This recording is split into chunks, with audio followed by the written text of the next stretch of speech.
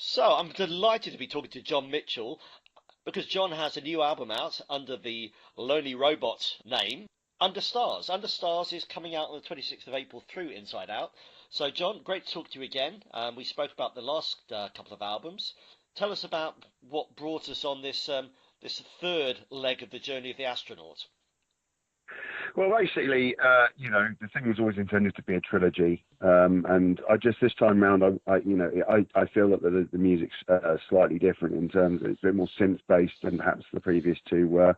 I think the first two albums have a little bit more in common with each other sonically. This one, again, I think it's been a learning curve for me from the start with all of this. Is that I suppose effectively, I mean, if you were to call it a solo album, the first album that I made, the actual process of how to make an album on your own and, coming to grips with, the way to do the drums and all, just basically sonically the production. It's kind of, I think each one has improved, and this one is the pinnacle of that. I think, I'm most pleased with it sonically.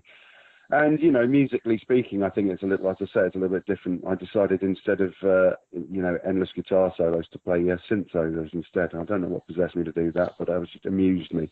And I think just to reassure people, there is plenty of guitar on the album, make no mistake. But you're right. We'll go through some of the some of my thoughts, get your thoughts as well as some of the tracks in a moment.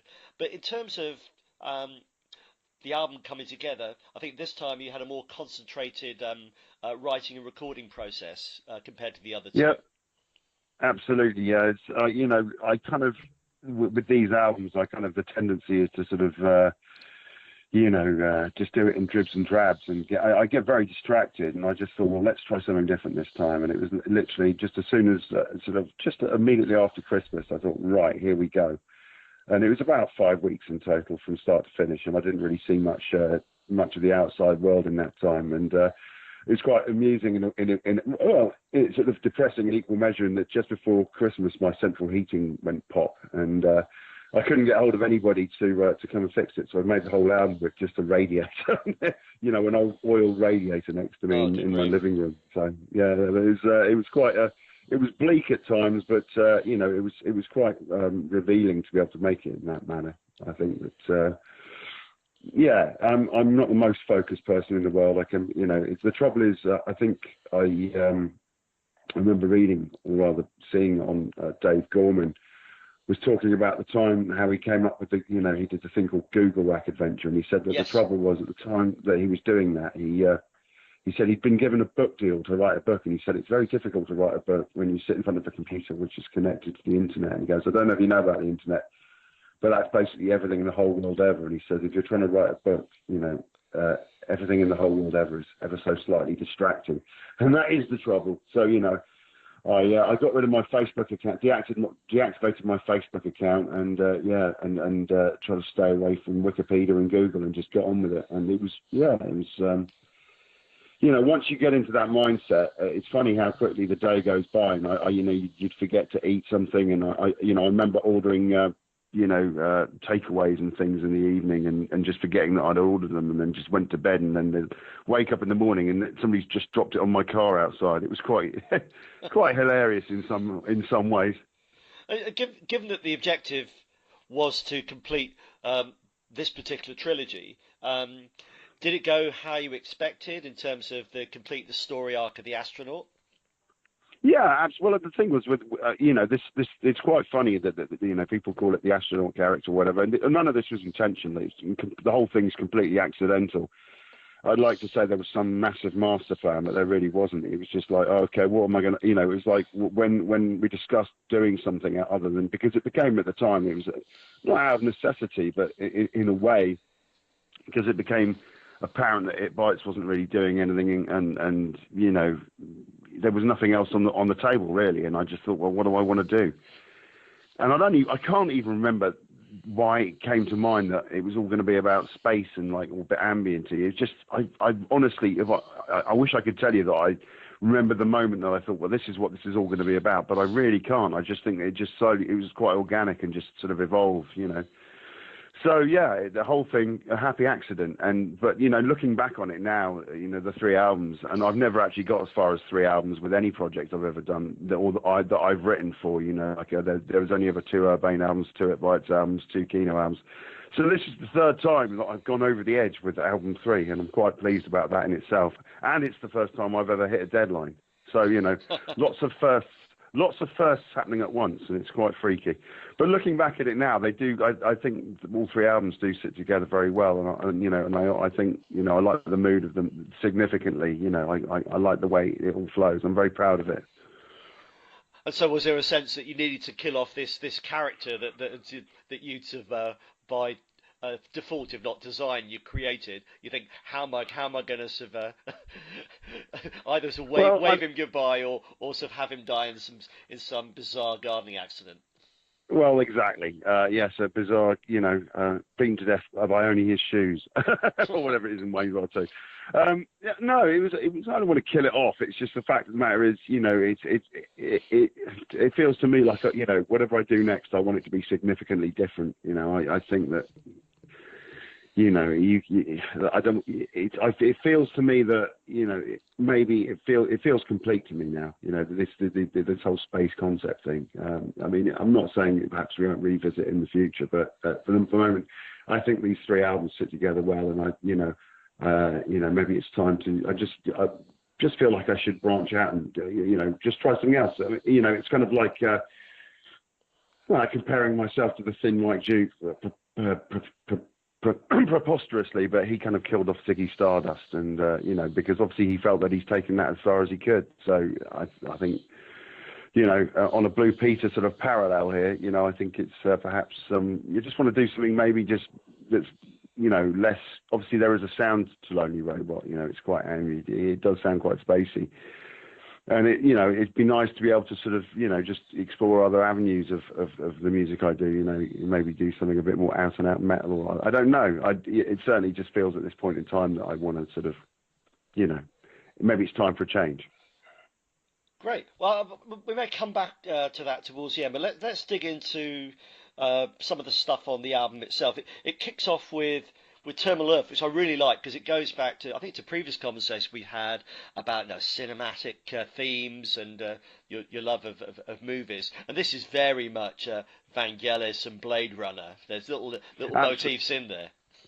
Yeah, absolutely. I mean, each of the albums, this is, it's a sort of.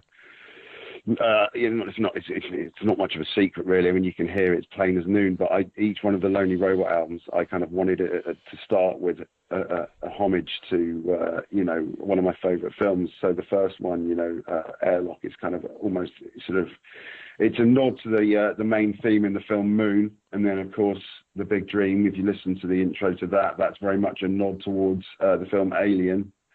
And yeah, this is a nod towards Blade Runner because those are kind of my 3 favourite films, and I just thought it's kind of a little way to amuse myself to start each album with a sort of a little nod to something that makes me very happy. So that's what that is.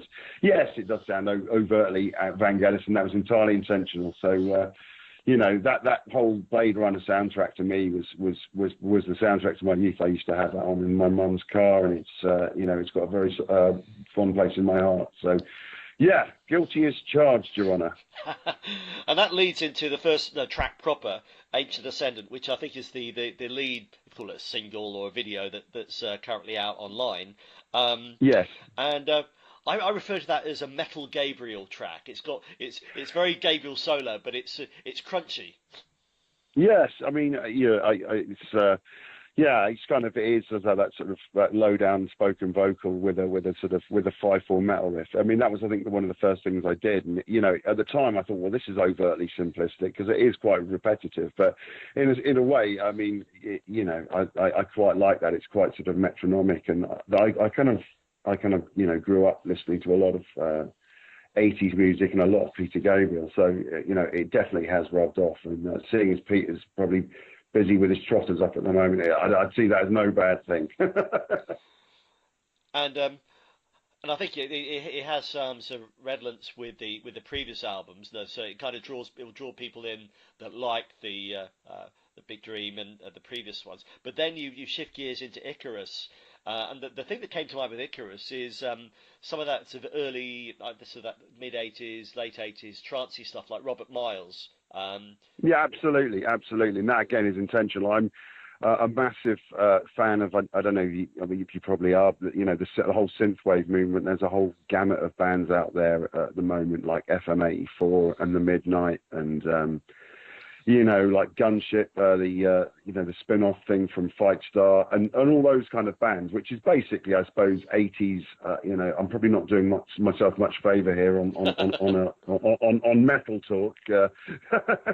But like you mentioned earlier, needless to say, it does heavy up, you know, with alarming regularity on this record. But certainly this song, I just wanted to explore what it'd be like to get the old 808 out and do something of it. It's, you know, it's an overtly 80s kind of song. And, you know, I went to see The Midnight live recently at the Scala, and I was absolutely blown away. I mean, just how many people were there, and they're playing again, I believe, in October. I bought tickets for that, and they're playing the Roundhouse. I mean, it seems to have a bit, this sound seems to have had a bit of a resurgence, which is heartwarming to me, because it's kind of, I love The Midnight. I think they're a great band, and I just wanted to, you know, just, again, be a bit exploratory and you know, do something a bit of 80s cheesy pop just to amuse myself, really. And, yeah, I probably freaked the record label out there. Hey, them's the breaks.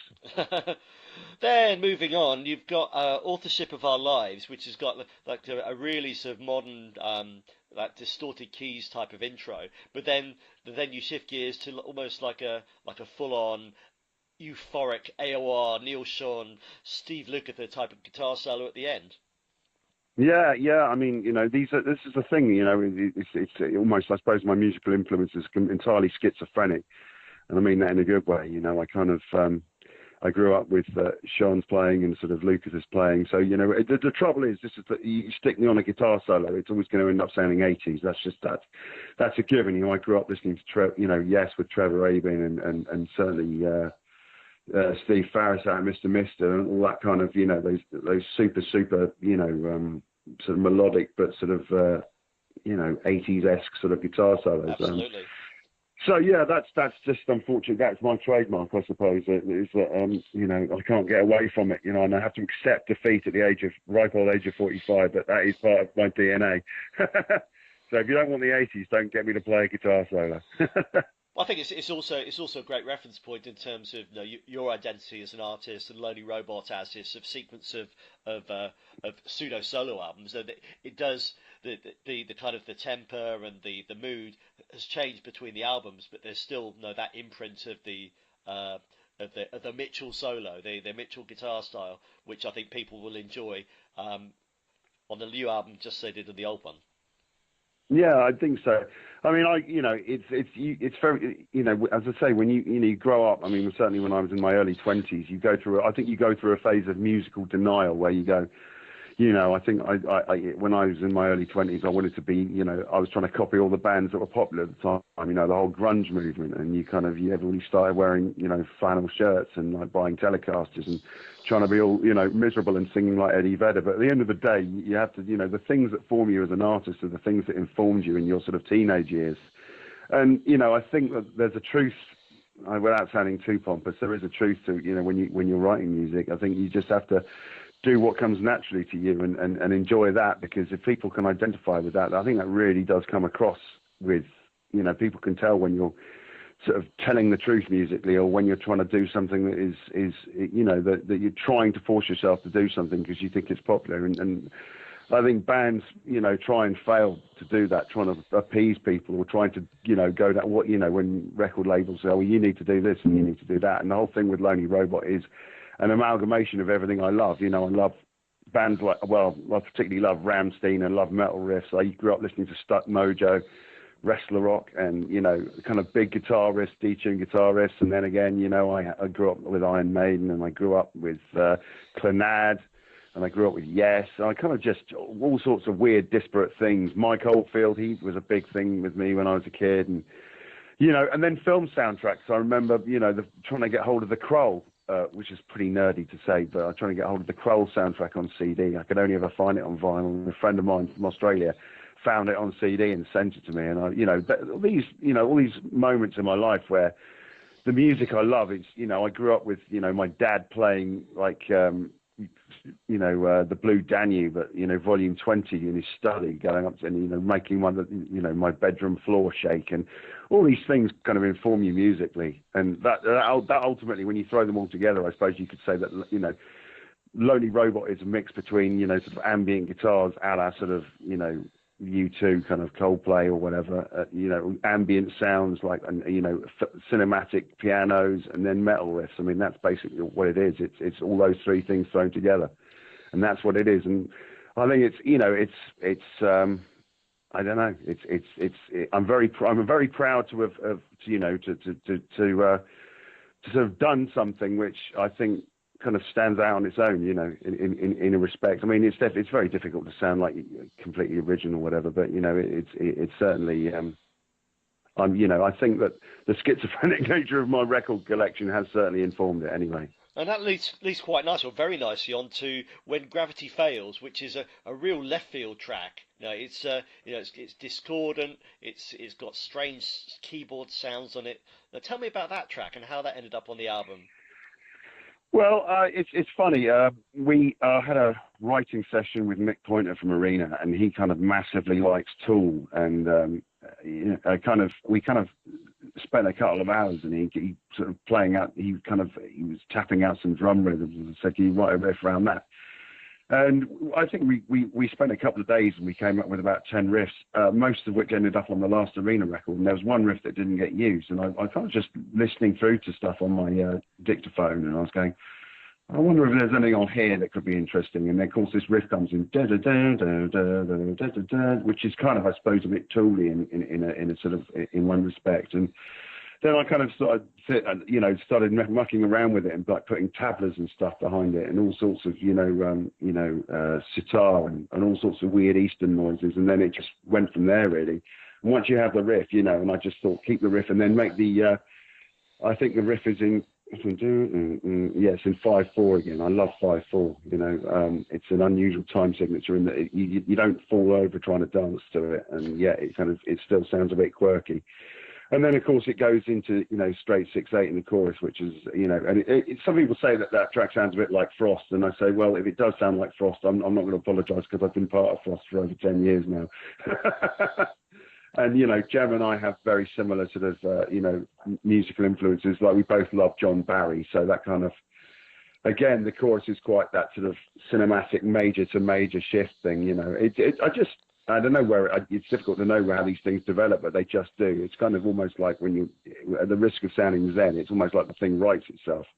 You know, it's a very natural process, and it's very exciting when it happens. You know, I don't think, I have a rule, and I think I applied this rule from when I was a very early age, was that if you start recording a song and by the end of the day you haven't basically got the basic structure, then something must be wrong, because, you know, maybe I'm simplistic in that way, but I think that, you know, you can't force an idea. It either comes naturally or it doesn't. So I've been very fortunate on this album. It's that every idea that sort of came together kind of happened very organically and very quickly, and I didn't have to chuck anything away. Yeah, and I like the sequence towards the end of the album, last three tracks. I mean, the Inside This Machine is has got kind of the bombastic coda to it, but it's not the end isn't kind of unnecessarily over the top. You know, it ends quite peacefully. You know, just with a reflection back on the "Please Come Home" message. Yeah, absolutely. That is just the refrain, you know. It's kind of like Lee Ingleby has been sprinkled liberally across all three albums in different forms, and this is no exception. You know, he did these wonderful voiceovers for me on the first album. You know, I don't know, you know, I just want to blow smoke up again, because he is such a brilliant actor, and you know, he's been in some of my favourite films, and he's a lovely guy, and I just, you know, I'm very fortunate to have gotten to do the voiceover for the first record, and I just wanted to sort of, you know, round things off with his voiceover again, and just take the main Lonely Robot motif and just take it to a different place with a sort of ambient piano instead, you know. And I think it's a lovely way to sort of round things off, you know, without shooting them in the proverbial head. Well, and the good thing is that we're already in April, so with the album coming out on the 26th, people don't have too long to wait to hear the full thing. Are there going to be any other tracks put out before the 26th after Ancient Ascendant? Oh yes, indeed there are. In fact, I think one is use the vernacular of the millennial, the parlance. I think one is dropping on Friday, as I understand it. Great. Well, we'll look out for that one. And I guess though, shifting right up to the present and where you are right now, you're coming towards the end of the latest round of dates with Arena. Yep. So once the next couple of dates of that tour finished, what happens next with John, either tour wise, recording wise? Well, I'm just going to take a bit of time off. I mean, I've been pretty much flat out since the start of the year. I mean, I've a lot of various studio commitments, and then mixing the Arena live stuff, which is now available to buy from the merch desk on these forthcoming dates. It's kind of it's been absolutely flat out. So I'm going to get off tour, go to France, put my feet up, and then maybe do a bit of sailing. The next thing I'm going to do musically, I don't know. I certainly want to do some sort of decent dates with to what I'm planning to do later in the year is to do a handful of dates, and I want to play all three Lonely Robot albums back to back, in a hopefully prestigious venue, not the Dog and Duck in Croydon, so something that we can sort of go to town a bit on the sort of production, or make a bit of a show out of it, and just it'd be nice to sort of give these three albums a nice sort of a send off, as it were, live. So that's my plan, and I'm going to be talking to some people about doing that shortly. But in terms of what I'm going to do studio wise next, who knows? I've had a pretty full on. Just been recording the Vex Red have made a bit of a comeback. I don't know if you remember them from the early noughties, but I've just recorded an EP for them, and I'm very pleased with that. And then, it's just I'm going to have a chat with the label and see what we do next. It's very exciting times, considering that, as soon as it's kind of I feel like I've been a bit lazy over the last 20 years, not actually recording many, and it's kind of like I feel like a kid in a sweet shop now. It's like I've got the ability to write music, and the music that I really want to write, and I just feel like I'm making up for lost time. And I'd be remiss not to mention White Star Records, the label that you and one of your collaborators have, and because there's been a succession of releases in the last year. Got The Room, Quantum Pig, Voices from the Fuselage, Paradox Twin, Kepler 10. So you've been pretty busy with those. Any reflections on any of those ones that you particularly enjoyed? I don't want to single out one album over the next, but certainly it's certainly from a personal point of view, doing the Paradox Twin. That was a bit of a tick box for me, because Mark Stevenson, who's one half of the not Paradox Twin, Quantum Pig. Mark Stevenson, who is brain meltdown. Mark Stevenson is one half of Quantum Pig. I've known a very long time, and he came into the studio when we were both about 20 years old, and so I recorded his first band, and then he's gone off to become this very successful sort of motivational speaker and author who's written various sort of books about he's a futurist, so he's all about saving the planet, and which is quite a sort of a very worthy cause. And now we sort of hooked up again, and they recorded it at home, and I mixed it, and I kind of contributed to it and put a guitar solo down, and it's just nice to be able to think. Feels like things have come full circle with that. So whilst all the other releases I'm very proud of, and we only have signed bands that I think the albums are very strong and strong material, and so it's just nice to be able to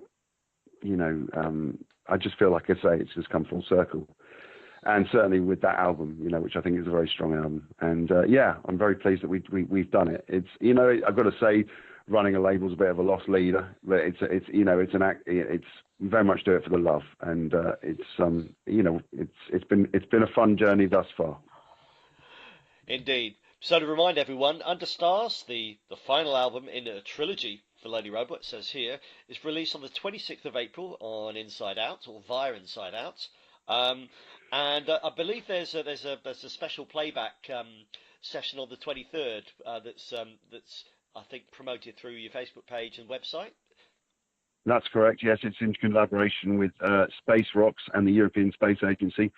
Basically, yeah, we've booked a cinema, the Everyman Cinema in King's Cross, and I think a little film has been made to sort of go alongside the album, and that's kind of an unusual thing to do, to actually make a whole film to a visual aspect of the album, and it's being shown in cinemas, and there's going to be a Q&A, and Alex Milas is going to be there, and I believe Jerry's going to be there, and Mark McCorcoran from the ESA is going to be there, and then, as I say, it should be just a fun evening. And so I think, I'm not sure if there's still tickets available, but there was a bit of a first come first serve kind of a thing, so if you can jump on that, you might flag yourself a ticket. You should see. John, that sounds excellent. Everything sounds good, and glad you'll come to the end of a frenzied period of work, and you're going to be spending some time off doing some stuff you like sailing and putting your feet up. So congratulations on that, and on a great album. Thank you very much, Andy. Thank you. Always a pleasure talking to you, mate, and have a great one. Thank you. Cheers. Cheers then. Bye now. Bye.